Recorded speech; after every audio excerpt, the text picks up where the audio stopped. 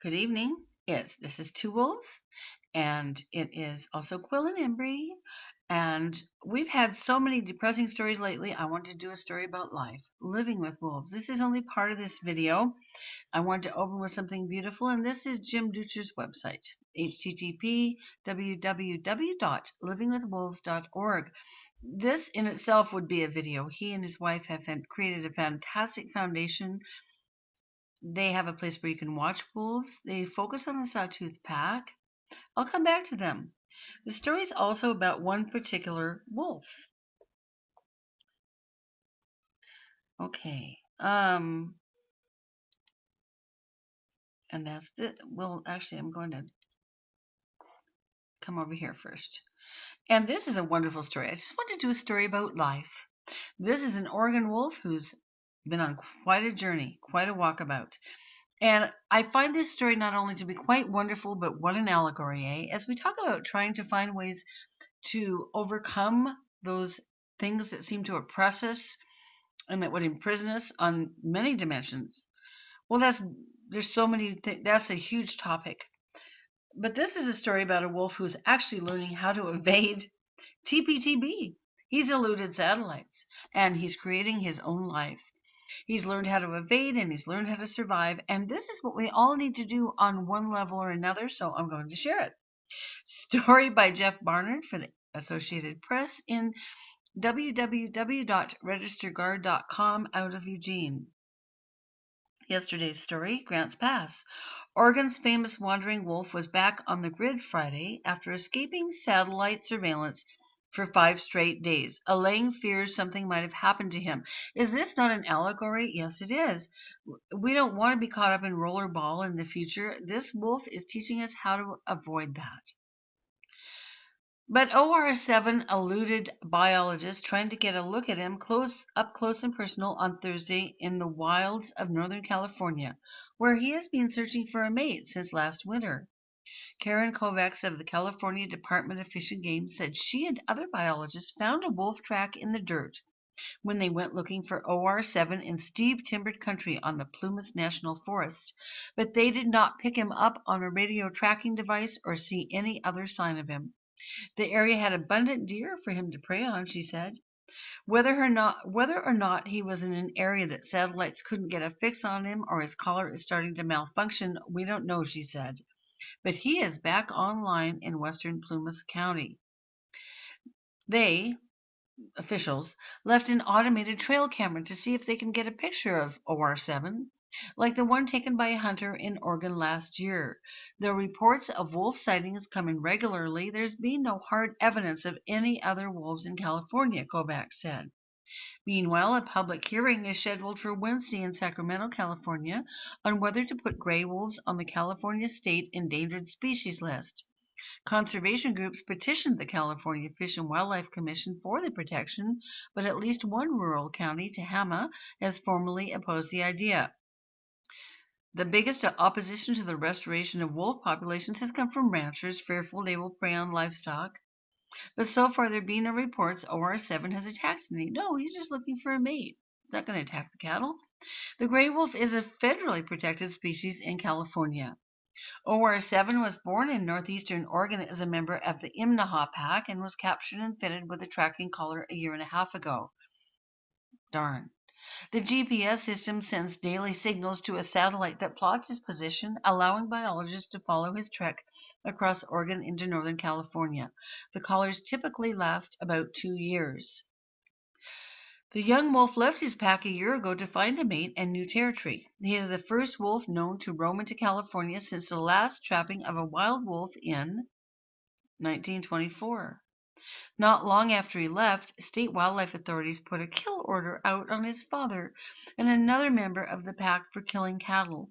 The Oregon Court of Appeals is considering whether the order violates the State Endangered Species Act. I'm sure the wolves think so.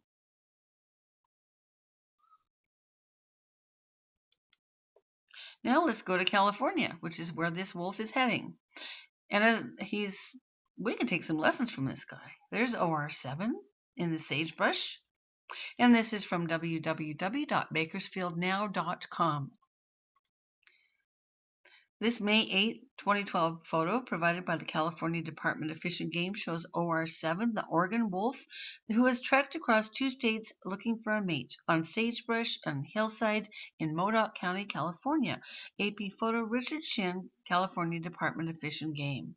And Grants Pass, whoops. Okay, I'm not going to read this because this is just a mirror of the other story, but here's what I wanted to show you in this article. And there are a lot of articles that are linked. So OR7 started out here, well, north of here. And the Imnaha is up in the Snake River Canyon country, actually Chief Joseph's territory in northeastern corner of Oregon. And the Imnaha is like Joseph and Enterprise, Oregon, gorgeous country. So he started out way up here. And then look at his circuitous route. So each month is coded with a color, lilac being the most recent notations for July, 49 miles that they noted. And look at this. He's just really been all over the map, literally speaking. And good for him. Evading satellites, evading trackers, and causing no real trouble, staying alive and on his quest. Now, he was found down here, 7/10/2012, and most recently, we know that he is here in Northern California looking for a mate.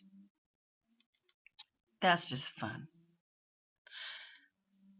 A lot of you have asked me about no-kill projects for wolves and wolf protection projects, and there are so many of them. There's wonderful numbers of them, but I wanted to point out a couple of them. One of them is the TogetherGreen.org is an offshoot of Defenders of Wildlife. It's the Wood River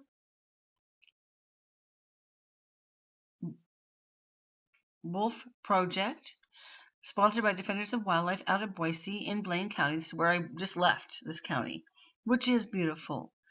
And you can come to this website, www.togethergreen.org, and you can get involved. Wolf restoration in the Northern Rockies is among the most widely acclaimed achievements in modern conservation history, but it's also among the most controversial. That word's over here. Defenders of Wildlife will utilize an innovation grant to reduce unnecessary wolf and livestock mortality by promoting better wildlife and agricultural management practices in a 120 square mile stretch in the heart of Idaho's ranching country. The Wood River Wolf Project is designed to not just help reduce control of wolves by deadly force and thus save wolves, but also to meet the needs of ranchers, landowners, and livestock producers. You can come and read about this and follow this in the Wood River Journal and other publications from the Wood River Valley. And the Mountain Express as well has got lots of backlog articles on this. This is actually a successful story thus far in that no wolves have been killed in this region, and they seems to have non-lethally deterred predation. And I just really think a lot of times wolves are blamed for predation that they are not behind. I also will come back here really quickly to the Dutcher's website, and that's www.livingwithwolves.org. Well, this is exciting. I would like to work with them myself. Jim Dutcher is an Emmy Award-winning filmmaker and cinematographer. He and his wife, Jamie, have engineered this among many other beautiful projects, and they have, as this story says, brought the story of wolves to hundreds of millions of television viewers, radio listeners, and readers in media such as these. They live in the Ketchum area in a log home at the edge of a wild pond with ducks, flying squirrels, elk, deer, owls, coyotes, and a mischievous black bear for neighbors. Time will not allow me to talk about this as much as I want to. I may just do a story on the Dutchers, just pure straight up. But I wanted to conclude here. As we think about this wolf and what he can teach us, OR7, as we think about those who are defending wolves, here I'll leave this up for just about 30 seconds so you can take a screenshot.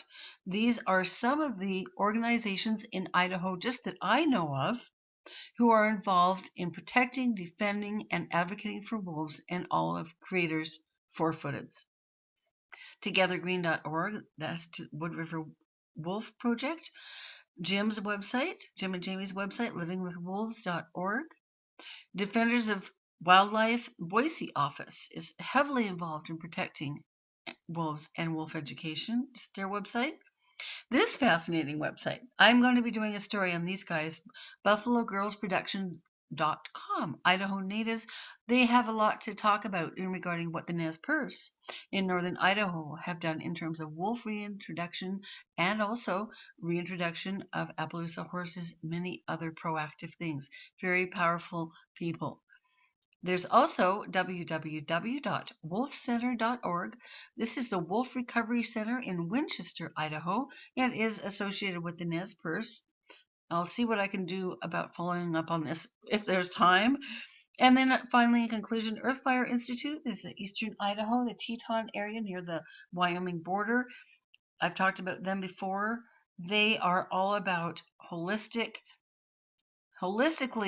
helping humans to love and understand and interrelate with all wild beings in a natural way in the wild. And this is their website.